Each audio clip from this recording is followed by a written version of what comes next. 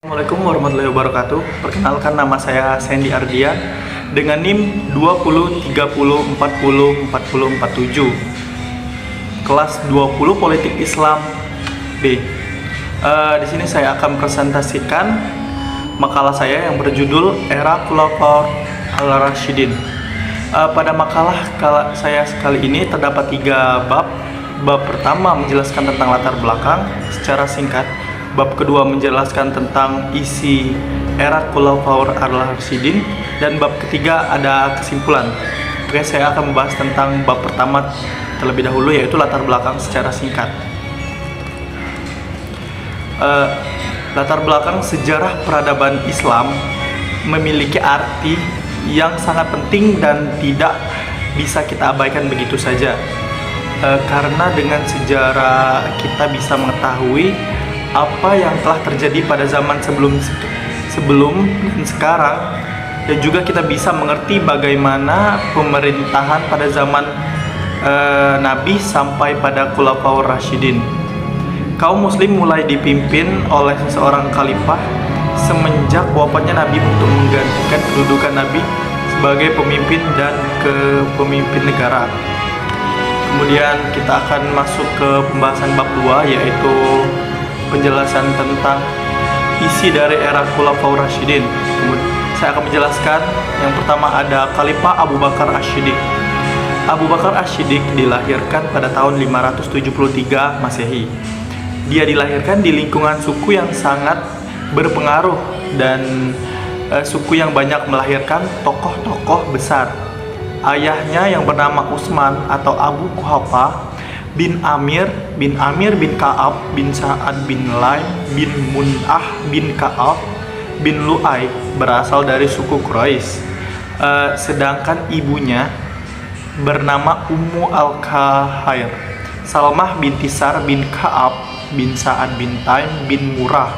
Garis keturunannya bertemu pada neneknya, yaitu Ka'ab bin Sa'ad. Abu Bakar adalah orang yang pertama kali masuk Islam ketika Islam mulai didakwakan. Baginya tidaklah sulit untuk mempercayai ajaran yang dibawakan oleh Muhammad SAW, dikarenakan sejak kecil ia telah mengenal keagungan Muhammad SAW. Setelah masuk Islam, tidak segan untuk menumpahkan segenap jiwa dan harta bendanya untuk Islam. Kita akan bahas penyebaran Islam pada masa Abu Bakar. Setelah pergolakan dalam negeri berhasil dipadamkan, terutama memerangi orang-orang murtad, Khalifah Abu Bakar menghadapi kekuatan Persia dan Romawi yang setiap saat berkeinginan untuk menghancurkan eksistensi Islam. Kemudian peradaban pada masa Abu Bakar. Bentuk peradaban yang paling besar dan luar biasa dan merupakan satu kerja yang dia lakukan pada masa pemerintahan Abu Bakar adalah perhimpunan Al-Quran.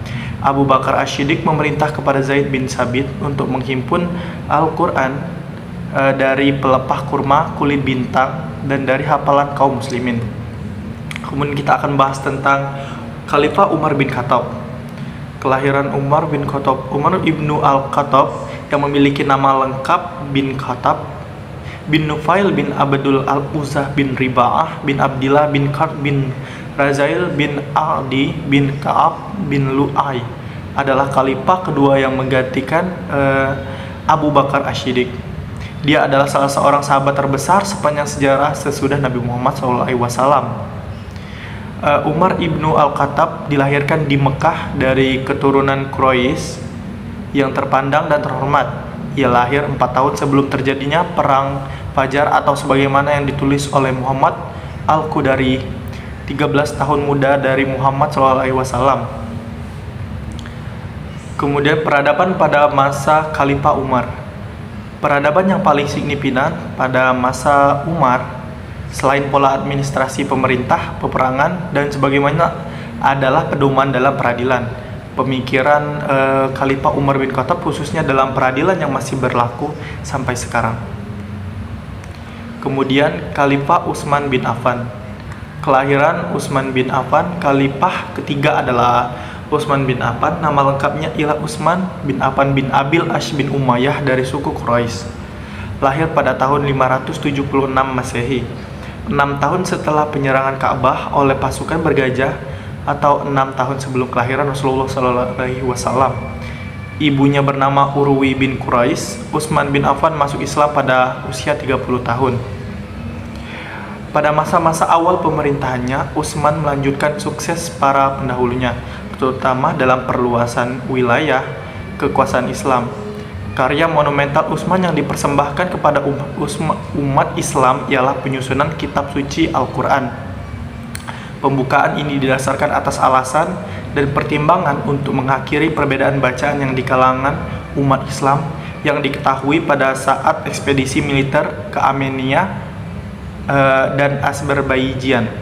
Kemudian kita akan bahas keempat, Khalifah Ali bin Abi Thalib. Khalifah keempat adalah Ali bin Abi Thalib. Ali adalah keponakan dan menantu Nabi. Ali adalah putra Abi Thalib bin Abdul Muthalib. Ali adalah seseorang yang memiliki kelebihan. Selain itu, ia adalah pemegang kekuasaan. Pribadinya penuh vitalitas dan energik, perumus kebijakan dengan wawasan yang jauh ke depan. Ia adalah pahlawan yang gagah berani, penasehat yang bijaksana, penasehat hukum yang ulung, dan pemegang teguh tradisi, seorang sahabat sejati dan seorang lawan yang dermawan. Khalifah Ali bin Abi Thalib radhiyallahu anhu menjelaskan sistem pemerintah sebagaimana khalifah sebelumnya, baik dari segi kepemimpinan ataupun manajemen. Dalam mengangkat seseorang pemimpin, beliau mendelegasikan wewenang dan kekuasaan atas wilayah yang dipimpinnya.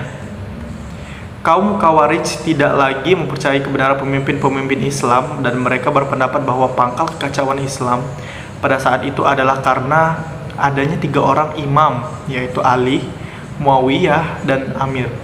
Mereka bersumpah akan melaksanakan pembunuhan pada tanggal 17 Ramadan 40 Hijriah atau 24 Januari 661 Masehi di waktu subuh. Di antara 3 orang Khawarij itu, hanya Ibnu Muljam yang berhasil membunuh Ali ketika beliau sedang sholat subuh di Masjid Kufah, tetapi Ibnu Muljam pun tertangkap dan juga dibunuh. Khalifah Ali wafat dalam usia 58 tahun.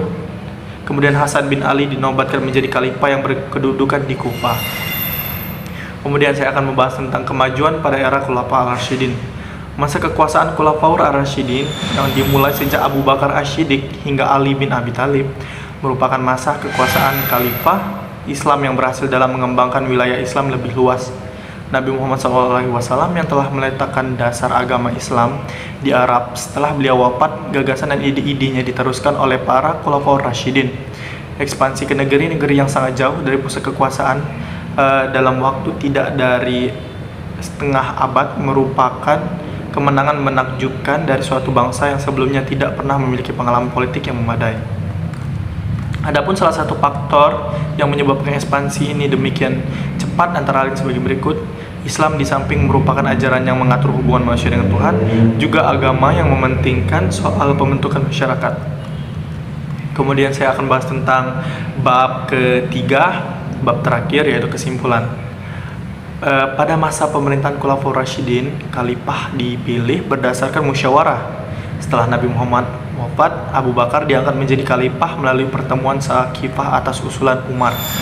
Problem besar yang dihadapi Abu Bakar ialah munculnya nabi palsu dan kelompok ingkar zakat, serta munculnya kaum murtad. Musailimah bin Kadzab beserta pengikutnya menolak membayar zakat dan murtad dari Islam, yang mengakibatkan terjadinya perang Yamamah. Perang tersebut terjadi pada tahun 12. Umar yang tahu akan hal itu merasa khawatir akan kelestarian Al-Quran, hingga ia mengusulkan kepada Abu Bakar agar membukukan atau mengumpulkan mushaf yang ditulis pada masa Nabi menjadi satu mushaf Al-Quran. Umar membentuk panitia yang beranggotakan 6 orang sahabat dan meminta salah satu di antaranya menjadi khalifah setelah Umar wafat. Panitia berhasil mengangkat Utsman menjadi khalifah. Utsman dibunuh oleh kaum yang tidak puas akan kebajikannya, yang mengangkat pejabat dari kaumnya sendiri, yaitu Bani Umayyah. Setelah Utsman wafat, umat Islam membaiat Ali menjadi khalifah mengganti Utsman. Setelah Ali meninggal, ia diganti oleh anaknya Hasan. Hasan mengadakan perundingan damai dengan Muawiyah dan umat Islam dikuasai oleh Muawiyah. Dengan begitu berakhirlah pemerintahan yang berdasarkan pemilihan era Khulafaur Rasyidin berganti dengan sistem kerajaan. Terima kasih, demikian dari presentasi makalah saya kali ini. Apabila ada kesalahan saya mohon maaf, kepada Tuhan saya mohon ampun. Wabillahi taufik wal hidayah. Wassalamualaikum warahmatullahi wabarakatuh.